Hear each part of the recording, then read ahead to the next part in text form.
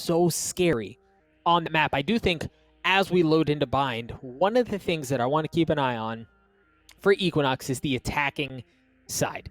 If there was ever a moment in which they had to establish a lead, a notable lead, it has to happen on the attacking side. 72% win rate across 3 maps on that half. So you've got to, if you're Equinox, you've got to stick it to T1, and you have to do it on that side.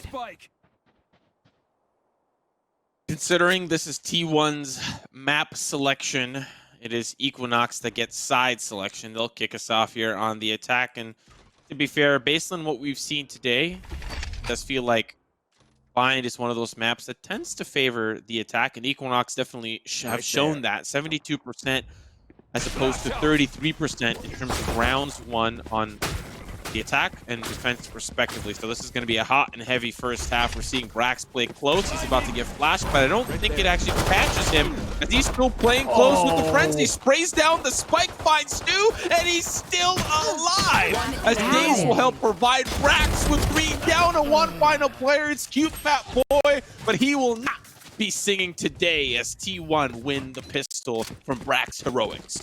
Well, what the heck was what? Like, Brax gets 2 huge opening kills there, and then somehow just like disappears, right? Like nobody on side of Equinox can find him, manages to get another kill in that chaos. We talked about how pivotal Brax was to the success of T1. We saw when Brax was playing well against Complexity, T1 was in the fight. I can't stress enough the importance of Brax to this roster. The guy is out of control. I feel like that's not the last we're going to see of some very interesting play coming out from him. Paying attention to Skadoodle for a moment off the Jett and on the Raze. We saw that against Complexity, but I'd imagine that while the Raze better for Bind, maybe not the best position to be in, or it's not easy to put yourself in one of the best positions. We're now looking at the engagement on this A side. It boils down to a 3v2. Equinox have made it competitive, taking the guns out of T1's hands and putting it into theirs. The spike still needs to be planted, and T1 are just around the corner. Yeah, already an expensive situation, an expensive round for T1, even if they emerge victorious.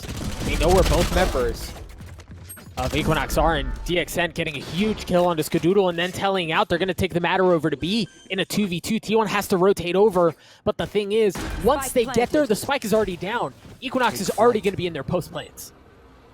I think this is a little bit of an early owl drone, maybe just trying to see if there's anyone that's made it over already, but nobody, I believe you would have heard the audio cue for the portal, so you know that they're coming from the defender spawn.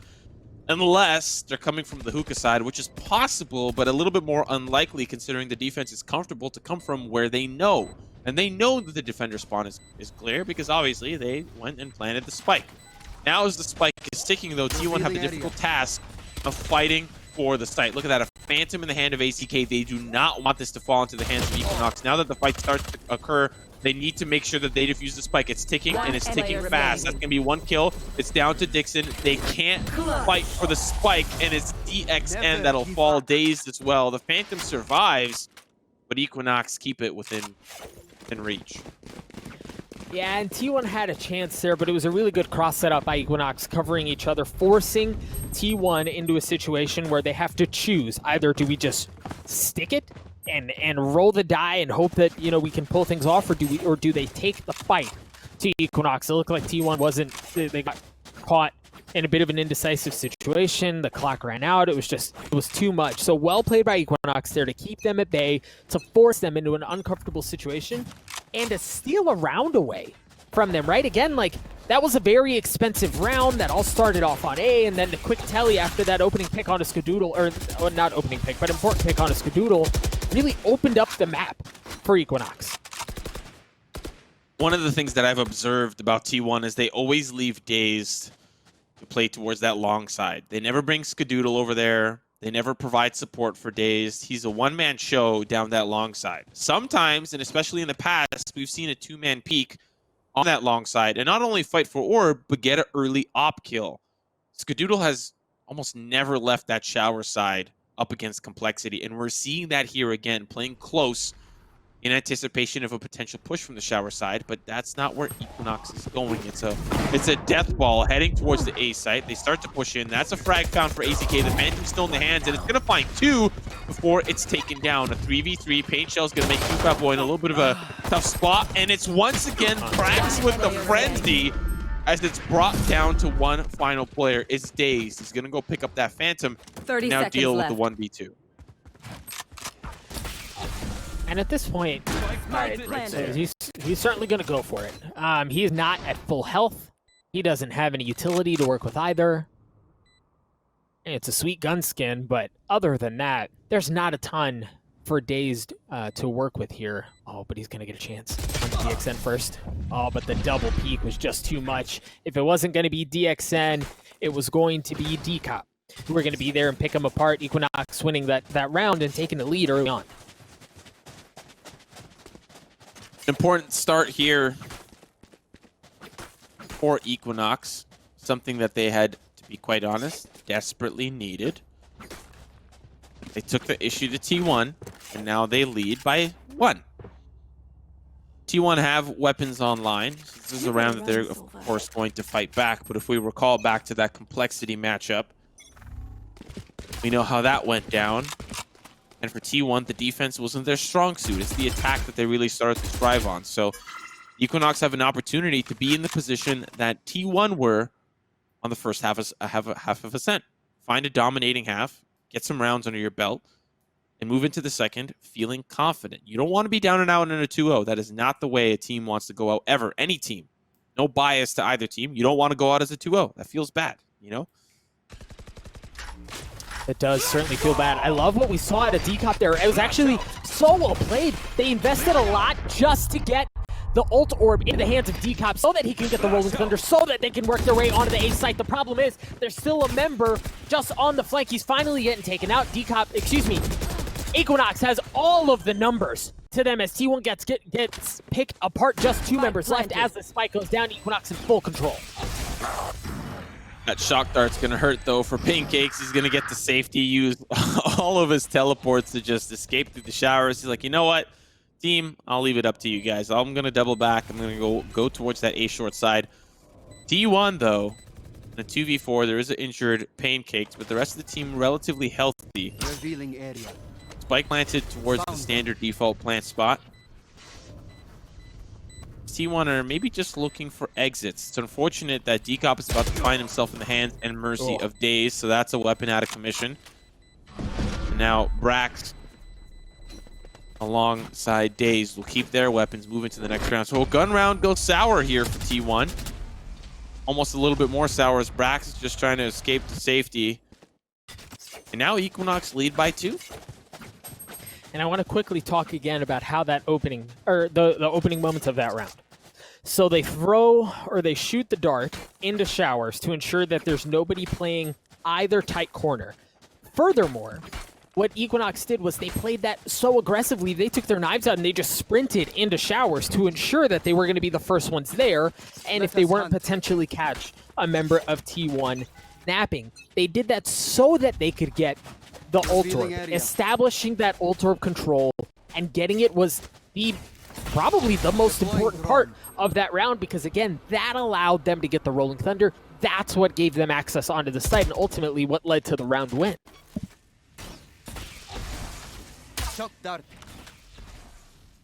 Equinox looking once again towards this B site. They hear some arrows, they hear some utility being thrown their way, as usual, to be fair. DaZeD has consistently been towards that B site, but this time he's joined by brax, who's been a nuisance on that B site before. Pretty standard setup from T1. I'd imagine we're going to see something a little bit more consistent like this. Spyder and Skadoodle playing point on A short and showers respectively with support from AZK. Then brax playing the rotate as he's comfortable. As honestly, T1 are very comfortable across the board with retaking the site, and now they have DaZeD with a good early pick. We'll see how long he survives, but that's a great start. It's now the 5v4 retake, and he's still alive in the elbow. Certainly a great start indeed. He was able not only to get the kill, but by enough time for his teammate to rotate over. Now T1, as we have grown to expect, are going to be fighting for the retake. DaZeD gets another one as he continues to light up the kill feed. Furthermore, the Rolling Thunder pushes off members onto the site.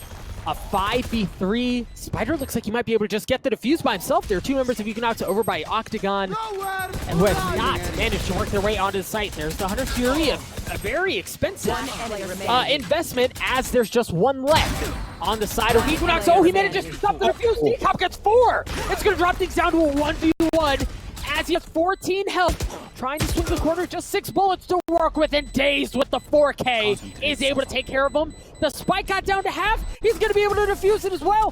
What a round by T1!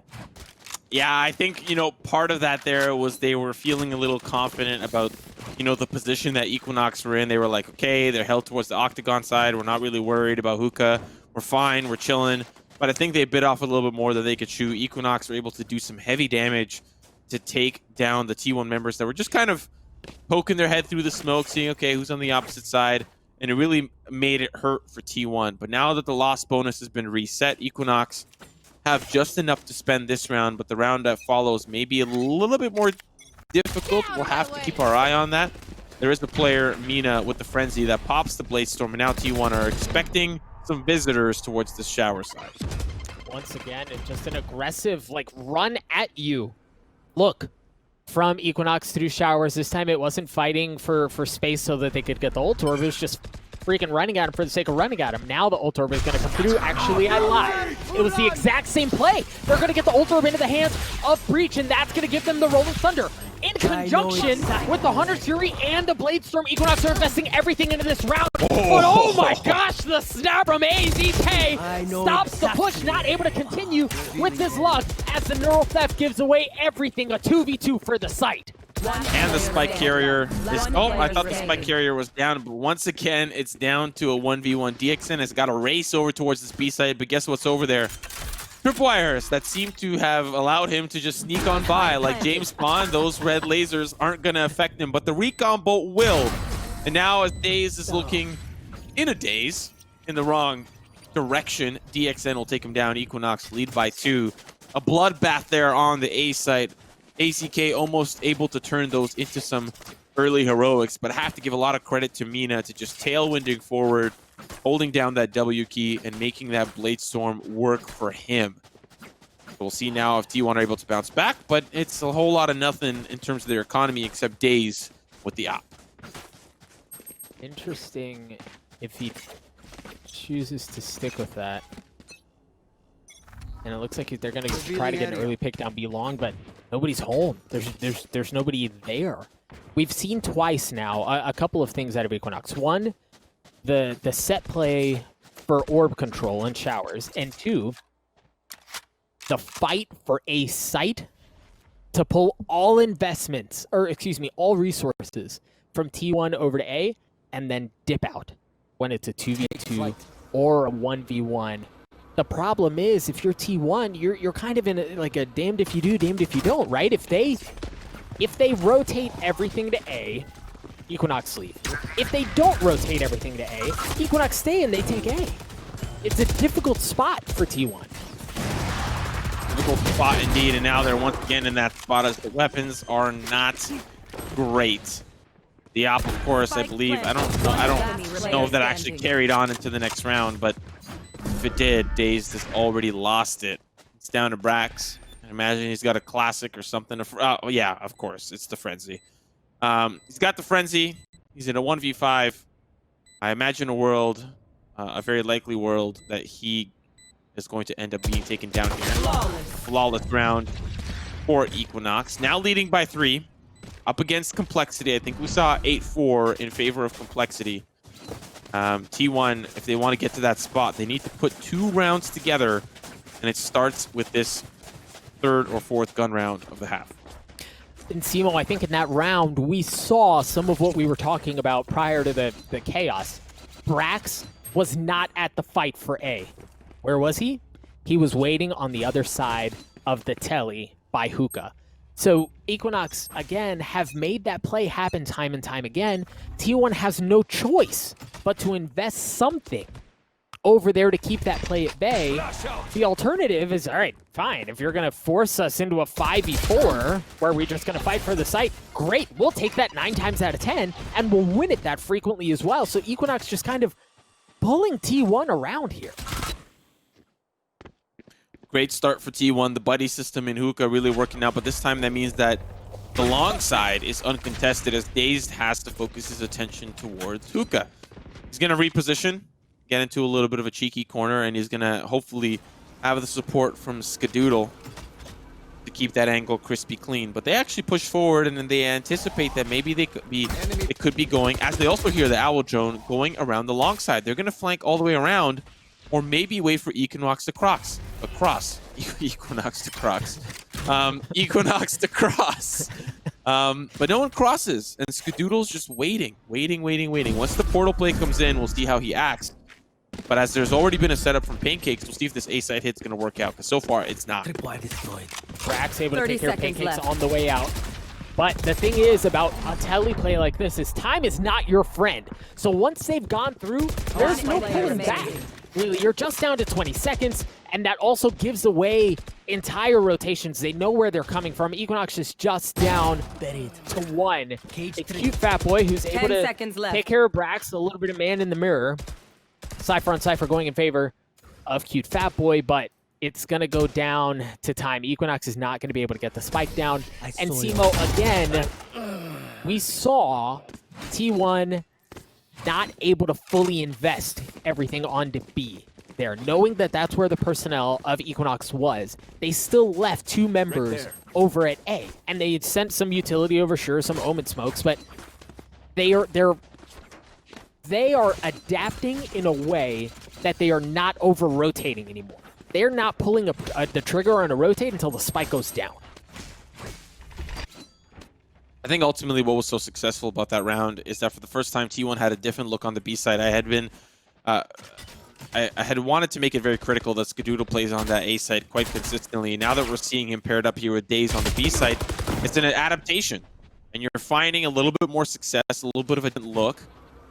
There is a trade. Unfortunately, DaZeD's not there to support Skadoodle in Hookah because he's got to have, he's got to do his homework. He's got to make sure that B-Long is clear because that's been normally his job. If the last time he gave that up, they had so much more control. And honestly, I think if Equinox hit the B site last round, they would have found so much more success because they had already set things up. If they had just smoked off the entrance from the Hookah back into the B site, they would have been in such a good position.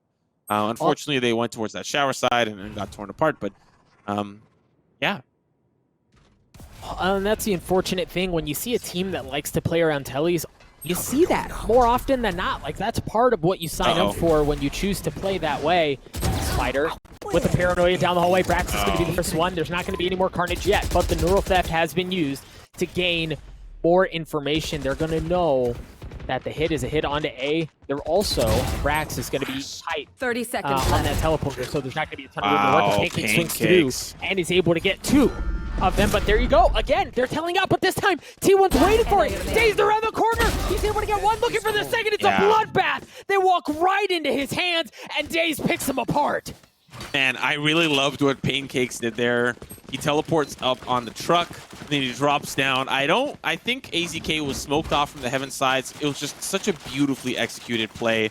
Teleports onto the truck, hops into lamps, and then as he finds the player in lamps, they start to find out where Brax is located because they know that, obviously, I mean, Mina was the first to fall there after the paranoia from Spyder. Brax just gets pinched, and it's so well executed. But as you called out, they didn't over-rotate T1 on that round, and DaZeD was in the perfect spot to stop the theatrics. Great calls there from T1, and great calls from Equinox as well. It just did not pan out the way that they had hoped. At this point, Equinox, they surely have to stick to a site at this point. Yeah, it looks like it's exactly what they're going to do. The spike is going to go down at the hands of Dcop, and now T1 can comfortably rotate over. AZK is able to get an opening kill with the utility, and the ult is going to be used as well. Skadoodle using the showstopper to try to get some info, but no, it's actually AZK with the Phantom that's able to get 3 as the Hunter's Fury is traded right back out. Equinox just down to 2. The spike is ticking. Skadoodle in a position to try to bait out the player from Cubby. Brax is going to take one out. Now it's down to 1 final player. It's Paincakes. T1 crystal clear round from them. Losing 2 members there on the site. A little chaotic. Skadoodle almost loses his neck as well, but T1 already a better first half. And the showing up against Complexity on the attack. Of course, it was an 8-4 finish. T1, we're looking at a potential 6-6 or 7-5, something like that. There. Equinox. Been tough. Found some early success. Really shook up T1 a little bit, but now that the economy is kind of stabilized, we're seeing more consistency in the rounds. T1 have been able to read their opponent.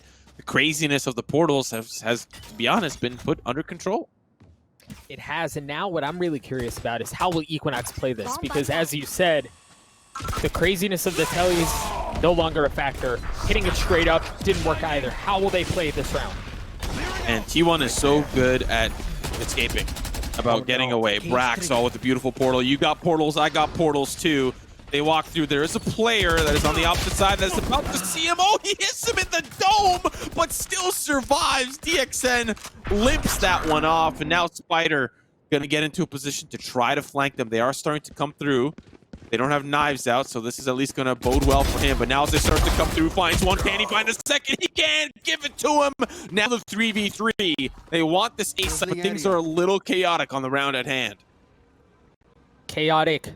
Probably the biggest understatement of the day. Also worth noting, Spyder, I didn't want to draw a ton of attention to his. Those were his first 2 kills of the map.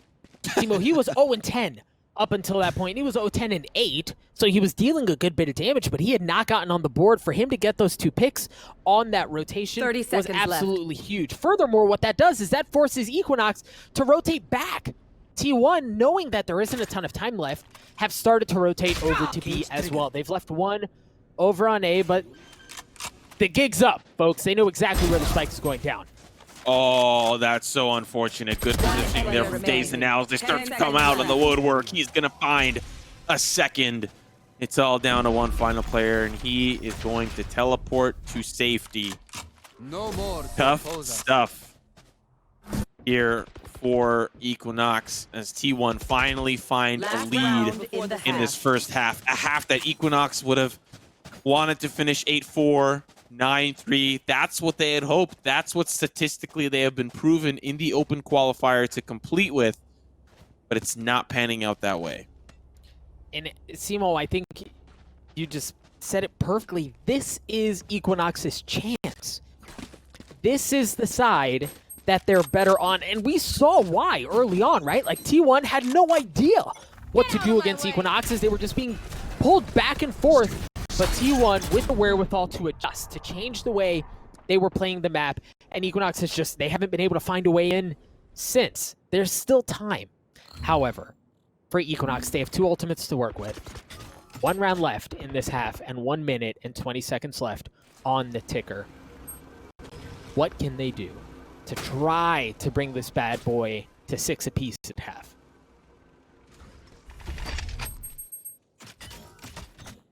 Couple of pings, maybe worried that there's somebody playing close to the cubby. They don't use utility to check it. Things are coming out as there is a player playing close towards the portal side. The cubby's checked. Spyder and Brax, can you hold off this push? AZK, can he stop Paincakes from the push in from the showers? We're about to find out. Mina gets up close and personal with AZK, takes out the back line, and now it's going to be Spyder that falls as well. Down to Brax. Just like that, he will fall to the slice and the dice. Down to 2 final players. Skadoodle alongside DaZeD in a 2v4 spike planted. Equinox on the precipice of a 6-6 finish in the half. Yeah, Mina's not playing this aggressively. They had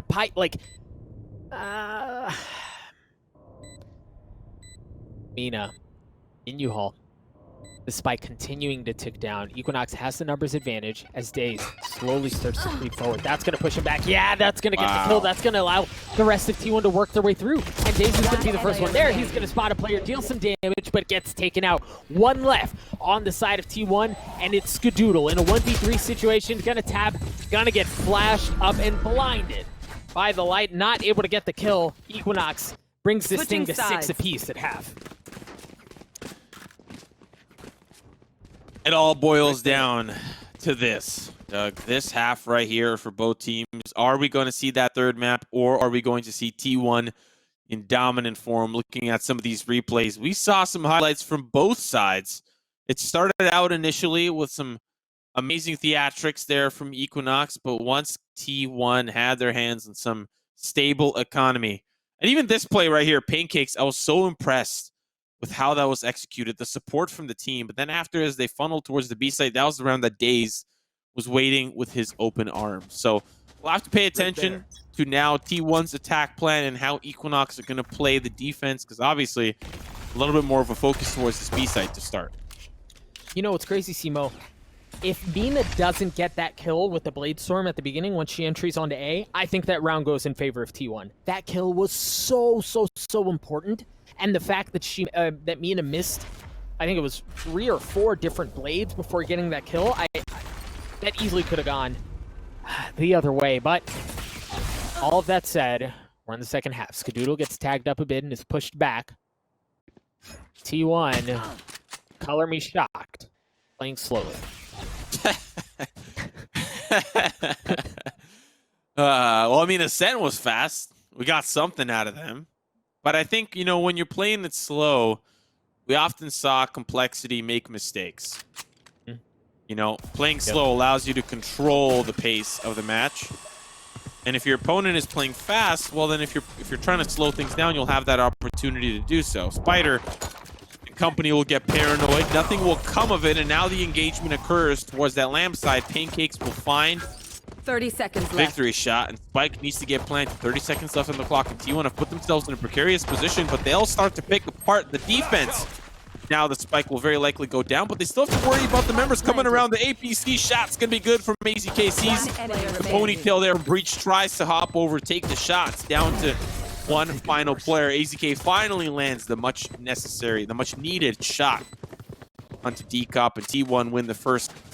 Honestly, I think this may be the first pistol win of the series. No, they had they won that first pistol, but they lost both pistols on a set. Point being, T1 will start off with the win. T1 rocks a 55% win rate on defense on Bind. On attack, 44%. This is not the side that they're comfortable with. However, the one saving grace, if you will, is for Equinox. Their win rate of Bind on defense, 33.3%. Neither team is comfortable on this side, so it's going to be a good one. Equinox has the numbers advantage right now. T1 hasn't committed on anything yet. The Spike is nowhere near anybody at this point. They'll have to double back and maybe look towards the B site, but Equinox are not too far from the mark. Grouped up together. Spike looks to be safe, as most of the membership from T1 died towards the A side. So I'd imagine this is a death trap that they are walking through. Skadoodle is going to lead. 45 seconds left. Equinox should be able to clean this one up, but you've got AZK and Skadoodle on the opposite side. Things are about to get crazy. The tripwires drop. That's the paranoia. Don't spray through the box so Skadoodle survives. Now that they know where he is, he has to push forward. He's going to lose that fight. It's all down to AZK as they're just playing cat and mouse. He's going to find one at least. Aftershock's going to help him out, at least for the time being. That's going to be another one for him. It's down to the 1v2. The fault line's going to help out, but Dcop finds a nifty little angle. And Equinox will even out 7-7. With the frenzy, no less. But the important thing I think worth noting for Equinox is, again, stealing away a round that they probably shouldn't have won. It was a thrifty round. They severely hurt T1's economy, and they're going to have a ton to work with as well. Phantoms and Bulldogs across the board for the boys in blue. That's a big round win, Simo. To explode. Big round indeed, and it'll be a round at least for T1 to get back up into form and to get guns back in their hands. So for Equinox, this is an opportunity to start to build up some of their own momentum in the second half. We finished the half 6-6, okay? That just says restart. The second half is like a restart. Everyone, there's no lead. There's no cushion that you can sit on. I have this Start again. Go again. I dropped the spike. And to look at this round at hand, AZK has found himself an early pick with the Sheriff. They can find that weapon, put it in the hands of somebody like Skadoodle, put the hands into somebody like Brax. They might be able to turn this one and flip it on its head. Under a minute left in this round as T1 works their way up B long. They have some presence over through hookah as well. Insane timing on that smoke from Equinox. But it looks like this is where they want to go. It looks like this is what they're going to invest in, at least enough to make Equinox think about it. It's exactly what Equinox was doing to them, but this time it seems to be far more committal as they get all the way in. Brax gets taken out by the utility. You hear Rolling Thunder has been traded back as well as members of T1 continue to drop. It's going to be 3v4 in favor of Equinox. DXN rotating his way around, but it's cutefatboy who's able to take care of Skadoodle. Members of T1 are being decimated. One left alive, and, well, Spyder continues to struggle. It was a 1v3, so I'll cut him some slack there, but Equinox are going to take the lead after that round. Really, I'm really wondering why Equinox committed a Rolling Thunder there. Were they really afraid that T1 was going to somehow bring it to a 1v1 or a 2v2? They committed a pretty heavy resource that Dcop managed to find incredibly early as well. It's round 3 and he used that red carpet. He rolled it right out for him. I just find it interesting. It's an incredibly important ultimate to be used.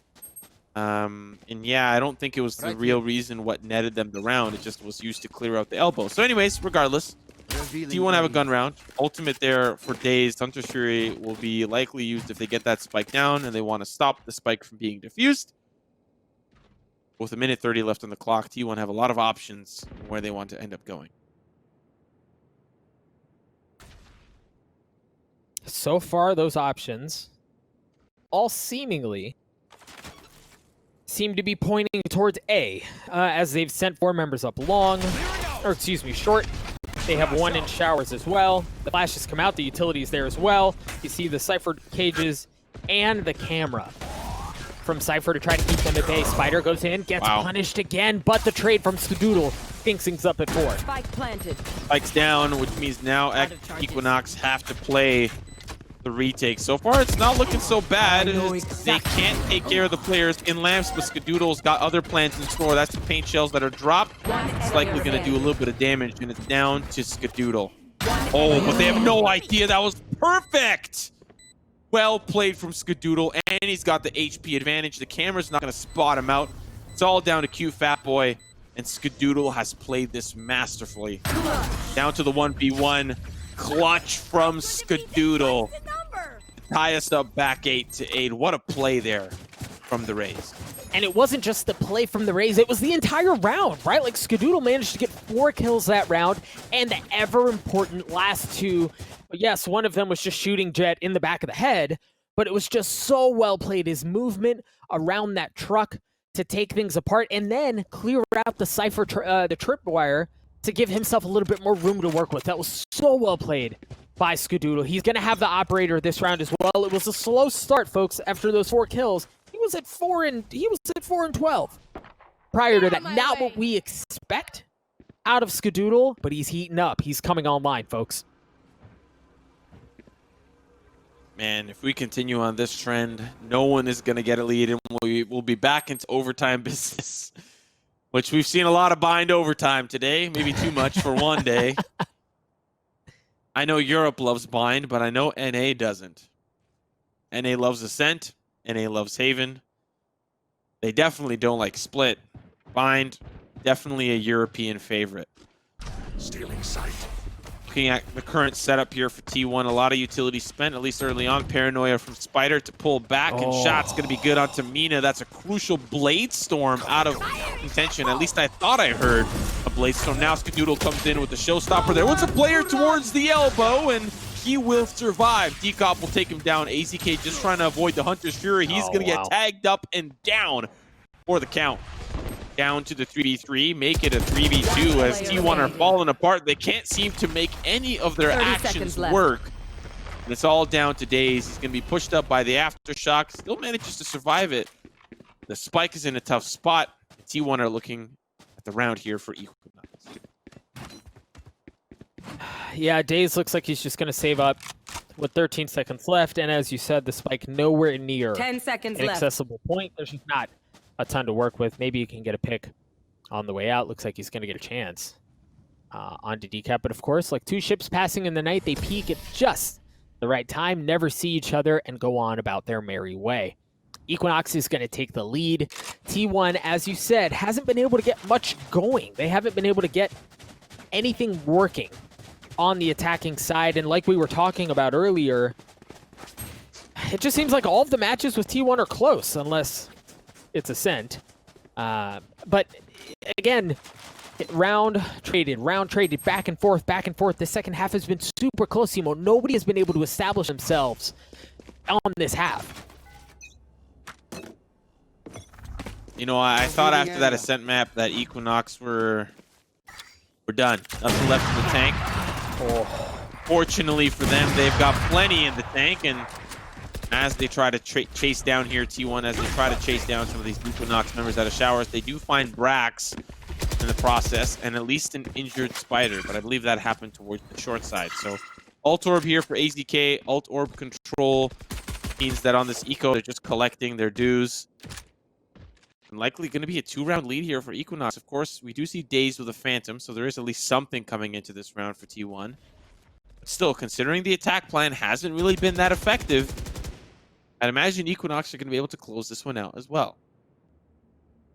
Yeah, that certainly seems to be the case. And again, Mina with an operator holding down the A site, there's not a ton to work with there. But that said, T1 looks like they're going to rotate over onto B. The problem is they're going to be met with 2 members of Equinox in utility for days. This is, as you said, Simo, a pistol round, so you don't expect this really to go the way of T1. 30 seconds left. But you can never count these guys out. Yeah, that's DXN giving away his position. Now as he starts to drop down, he's got to worry. Yep. They were going to be looking down. Well played there. And a paranoid cute fat boy means that they'll at least get the Spike down. That's going to be important to note. Now it's the 3v4. Spike needs to get planted if they want to go. Like you said, it's going to be the frag there from the elbow side, and T1 can't even get the Spike down. Well played there for Equinox on the retake. A round we expected them to win, but I saw a glimmer of hope for T1 fans. But now the gun round, of course, upon us. This is going to be important for T1, or not. Maybe not. We'll see.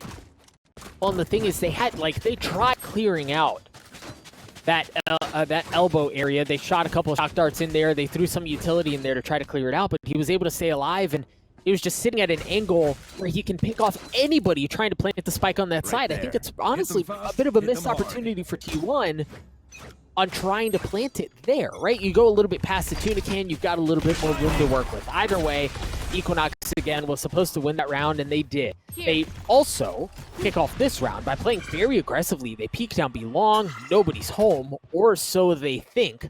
But folks, T1's there. I have the Spike. At least poked their head through.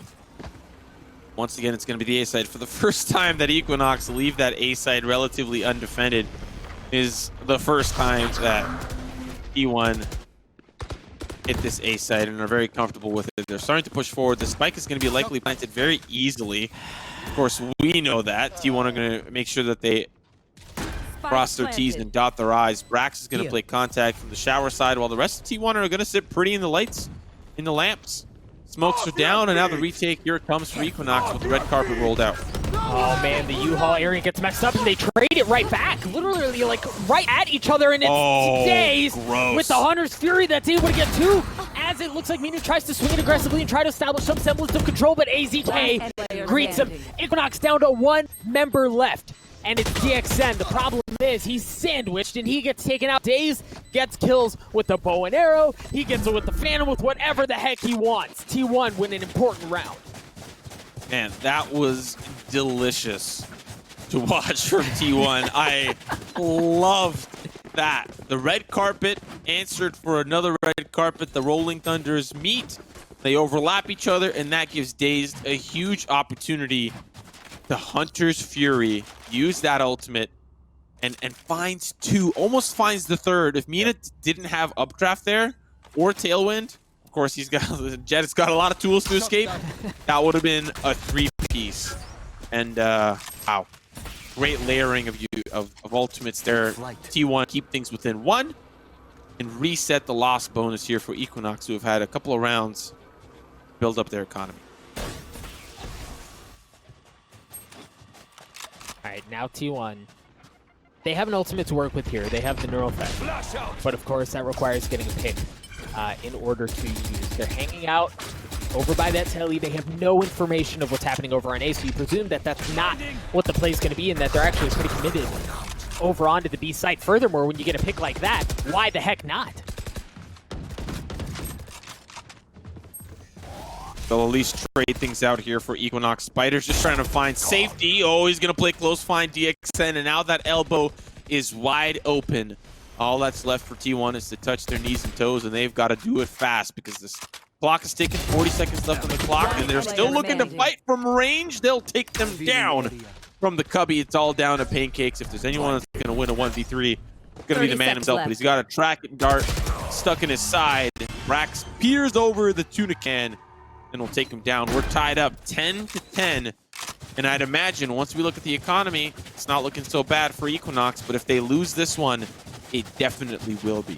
Yeah, they're going to be in trouble. And Simo, it's interesting that that's now 2 rounds in a row in which T1 very slow to flood onto the site, right? Like, they're on B. Spyder and the rest of T1 work their way up B. Spyder wins an important gunfight over on Elbow. But then the members of T1 just wait. They wait and guard and they don't commit to it. That allows members of Equinox to push through from the defending side and just straight up take a gunfight, right?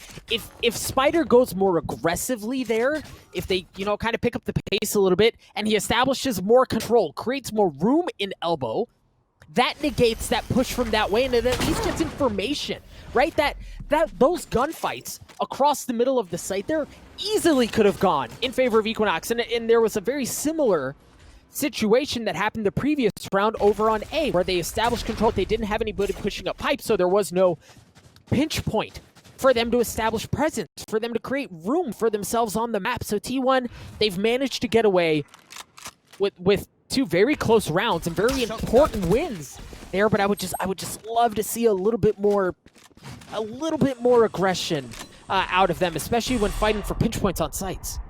Oh, this is not a good look as well. They're going to start to funnel in towards the A side, and Equinox are ready for it as they've committed everybody. The whole family's here, and they start off with a frag here for T1, but how long will that last? So far, it's looking like 2 on the money. Spike is being planted. 30 seconds left on the clock, and now with the spike planted, time is definite. Dcop going to find one with the frenzy. It's a 4v3. 2 players towards the lamp side, and I don't think they anticipate a player playing there. AZK is going to make sure that he's going to take the job to himself. He's going to find 3 on the round. He's going to take matters into his own hands. And now, I believe that was Equinox soft buying so that they could force up here. So I'd imagine that instead of going with a full gun round and then having to force up an eco, they soft buy just enough so that when they get that 3rd loss bonus, it's 2,900 that enters into their pocket. They can force up and bring the issue over to T1. So it's very important to note that there wasn't a complete eco at any point.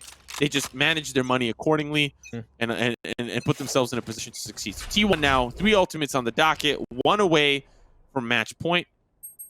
And Equinox can do a lot this round to tie us up. And the important thing, too, for T1 is not that they just have 3 ultimates to work with. It's 3 very good ones when it comes to establishing, well, 2 of them are very good when it comes to creating space and getting onto the site. The only thing you would love to have in conjunction with this is the Hunter's Fury, and you saw DaZeD just pick up one of the orbs to get closer to that, but it's still 2 spots away. Equinox have invested a lot over onto this A site. They've got utility. They have 3 members here. And it looks like Spyder, we've seen Spyder do something like this before, Simo. No, I just find it so funny that T1 are willing to minimize all possible sounds. Skadoodle went right up into the face of Spyder's like, here, you take this. I go away. The 4 stack towards the B site. Unfortunately for Equinox, unfortunately for mina, he's about to find out who's on the opposite side. They win the gunfight and the B site's wide open. We'll see if T1 is able to act fast. They're trying to clear out all possible angles. Neural Deft's going to help out with that completely. And T1 will pile onto the site. That's the red carpet that's rolled out. Surprise! I'm coming in from the side. As AZK will find one. Not before DXN will find an answer back with the Hunter's Fury. Now the action ensues. Brax is holding on. He's stunned. He's flashed. And he clutches with the 3K.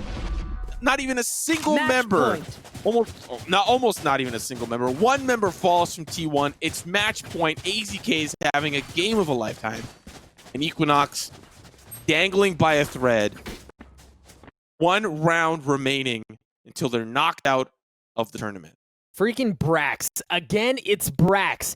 3K there. CC'd up for days. Probably couldn't see left from right and up from down, but he was able to get important kills. And Simo, I think the other thing I want to touch on was I was just mentioning wanting to see a little bit more aggression out of T1. We got it, right? Rolling Thunder absolutely shoves his way through elbow and is able to get a pick on that as well. Rolling his way into that. That is, in my opinion, and with Brax as well, what made that round win so big, right? It wasn't a 1v1 like we've seen the last 2 or 3 rounds. That was a demanding round win. Now they find themselves on match point, on series point, and on the cusp of eliminating, Equinox. This is definitely the T1 that we would have loved to see up against Complexity, but you had highlighted in the pregame that Complexity have also leveled up. It's not enough to say that T1 did not play their best, but it's more than enough to say that Complexity played to their heart. They played their heart out. For Equinox, they're looking to do the same. So far, it's working out. cutefatboy is going to find Skadoodle, and that's an important member down. But look at the flank. Pay attention to the 2 members by the tripwire. T1 are kind of stuck here. They can't really go very far. They at least have showers control, but there's a flank coming in from behind. Spyder completely unaware. Mina gonna find 2. The slice and the dice continues to provide as it's down to Brax. He's trying to run, but you can only run so far. Equinox, stay alive and keep things within 1. Unbelievable. Simo, you called that flank? There was nobody watching. Furthermore, that's where the spike was being planted.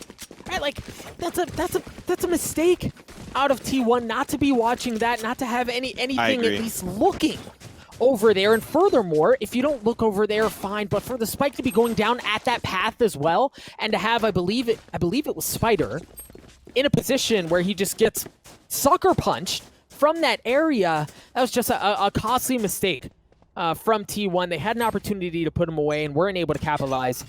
Equinox pushing to send this thing to overtime. T1 does, I can assure you they don't want to deal with that. They want to put them away here. They want to do it now.